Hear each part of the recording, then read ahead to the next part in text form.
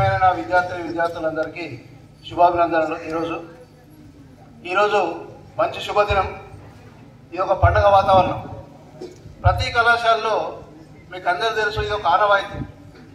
Freshers day అనేది second year వాళ్ళు first year వాళ్ళకు స్వాగతం తెలపడము, చివరిలో బిఫోర్ ది ఎగ్జామినేషన్స్ టైంలో ఫస్ట్ ఇయర్ వాళ్ళు ఏంటంటే సెకండ్ ఇయర్ వాళ్ళకు వీడ్కోలు తెలపడం. ఎందుకంటే ఎగ్జామ్స్ అయిన తర్వాత సెకండ్ ఇయర్ వాళ్ళు మనకు కనబడరు, తర్వాత పై స్టేజ్కి వెళ్తుంటారు. కాబట్టి ఇది మంచి ఆనవాయితీ కార్యక్రమం. కాబట్టి ఇక్కడ మన స్టూడెంట్స్ అందరూ ఏంటంటే ఈరోజు చాలా హ్యాపీగా కనబడుతున్నారు, రకరకాల కలర్ఫుల్గా. ఎందుకంటే పండగ వాతావరణాన్ని ఆనందంగా గడుపుకోవాలి, అంతేగాని ముఖాలు కిందకేసి వేలాడేసి సీరియస్గా ముఖం పెట్టి మనకి ఏమయ్యేదేం లేదు. మీది విద్యార్థి దశ అనేది చాలా అదృష్టమైన దశ. ఈ దశ మీకు లైఫ్లో మళ్ళీ దొరకదు.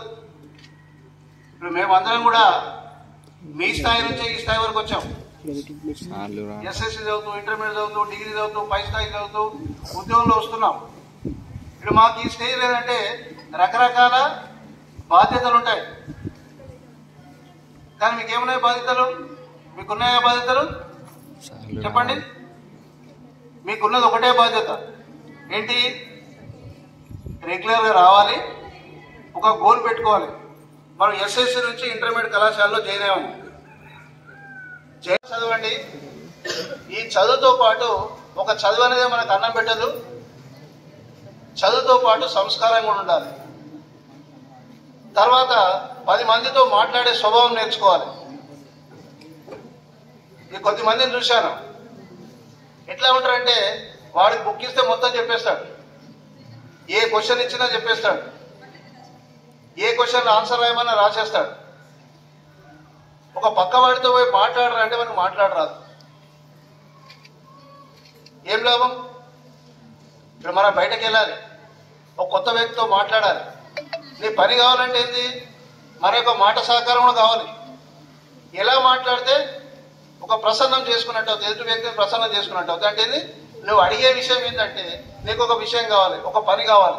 పని చేస్తున్నాను సార్, ఇట్లా ఉన్నాను సార్ అంటే ఒక మాట వింటే మాకు సంతోషం అనిపిస్తుంది. అరే ఫలానా నా స్టూడెంట్ ఆ బ్యాచ్లో ఇంత డెవలప్ అయ్యాడు.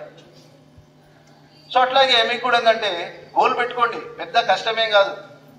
మీరు పెద్ద రాళ్ళు రప్పలు కొట్టి తెలుసుకోవాల్సింది ఏం లేదు. మీకు సంబంధించిన విజ్ఞానాన్ని అందించడానికి అందరు సార్లు ఉన్నారు, వాళ్ళని సద్వినియోగం చేసుకోండి. ఎందుకంటే ఎలాగొస్తున్నారు కాలేజీకి, సద్వినియోగం చేసుకున్నట్లయితే మీ యొక్క లైఫ్ ఉపయోగపడుతుంది. కాబట్టి మెయిన్ లేడీస్ అమ్మ మీరు మరీ ఇంపార్టెంట్. మీరు ఎక్కడ పోయినా ఏంటంటే మీకు ఎంత కాంపిటీషన్లో అయినా అని రిజర్వేషన్ 33% రిజర్వేషన్. కొంచెం కష్టపడ్డారంటే మీరు అనుకున్న గోల్ సాధించడానికి అవకాశం ఉంటుంది. కాబట్టి బాగా చదవండి. ఈ సందర్భంగా మీకు చెప్పేది ఒకటే, ఏ సందర్భంలో ఆ సందర్భాన్ని 100% సద్వినియోగం చేసుకోండి. మీరు ఎగ్జామినేషన్ దగ్గరకు వచ్చాయనుకోండి, బాగా చదవండి, మంచి ఎగ్జామినేషన్స్ రాయండి. ఇప్పుడు ఇలాంటి సందర్భాలు వచ్చాయి. ఇప్పుడు ఇలాంటి సందర్భం ఏంటి? సీరియస్గా ఉండే సందర్భమా ఈరోజు? అమ్మా చెప్పండి, ఈరోజు ఏం సందర్భము? హాయిగా గడుపుకునే సందర్భమా, సీరియస్గా ఉండే సందర్భమా? కాబట్టి హాయిగా నవ్వుతూ ఆడుతూ పాటు ఉరకలేస్తూ ఎంజాయ్ చేయండి 100%. ఈరోజు కార్యక్రమంలో నేను స్టూడెంట్ను, సార్ నాకు ఎగ్జామ్ పెడతా అన్నాడు, నేను రాస్తానా రాయనా, నాకు మార్కులు తక్కువ వస్తాయా, అవన్నీ పక్కబడేయండి. సో ఈరోజు ఈ కార్యక్రమానికి వచ్చారు కాబట్టి 100% ఎంజాయ్. ఇదైన తర్వాత నెక్స్ట్ డే రేపటి నుంచి చదువులో ముందు ఉండండి, ఆటల్లో ముందు ఉండండి, పాటల్లో ముందు ఉండండి, అన్నిట్లలో ముందు ఉండాలి. ముందు వచ్చేది మీరే యువకులే దేంట్లో రావాలన్నా. కాబట్టి మీరు అన్ని విషయాల ముందుండి బాగా చదవండి, మంచి మార్కులతో పాస్ అవుతూ పౌరులుగా ఎదగాలి. ఓన్లీ మార్క్సే ఇంపార్టెంట్గా నేను చెప్పేది మళ్ళీ చెప్తున్నాను, ప్రతి సందర్భంలో కూడా చెప్తాను. ఇక్కడే కాదు, ప్రతి మీటింగ్లో చెప్తాను, స్టూడెంట్స్ మీటింగ్లోనూ. మార్కులు ఒక్కటే ఇంపార్టెంట్ కాదు. అంటే ఒక సబ్జెక్ట్, ఏ సబ్జెక్ట్ అయినా కానీ మీ ఇష్టంలో తీసుకోండి, కనీసం 70% నాలెడ్జ్ ఉన్నట్టు అయితే ఆ 90% మార్కులకు వాల్యూ ఉంటుంది. లేదా ఆ 90% అనేది నో వాల్యూ. మీకు 40% నాలెడ్జ్ ఉందనుకోండి, 90 మార్క్స్ వస్తే ఏం లాభం చెప్పండి, ఉపయోగమా?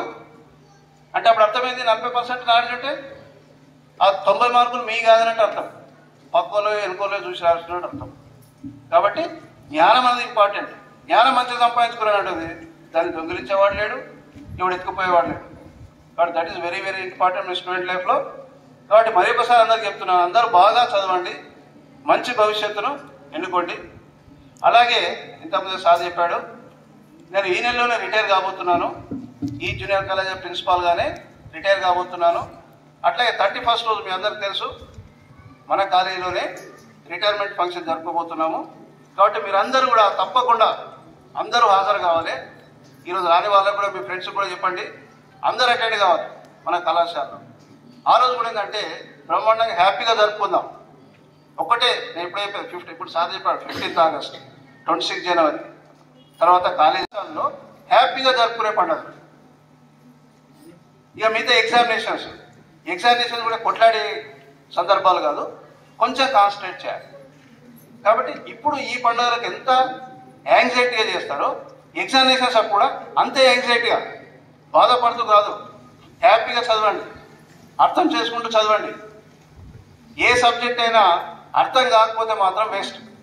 మీరు ఎంతసేపు చదివినా బట్టి కొడతారు, 4 లైన్లకు 2 లైన్లు రాస్తారు, 3 లైన్లు మర్చిపోతారు. అర్థమై రాశారనుకోండి, మీరు 4 లైన్లు ఉంటే 6 లైన్లు రాస్తారు examination. That is very very important. So once again thank you all of you, congratulations, thank you.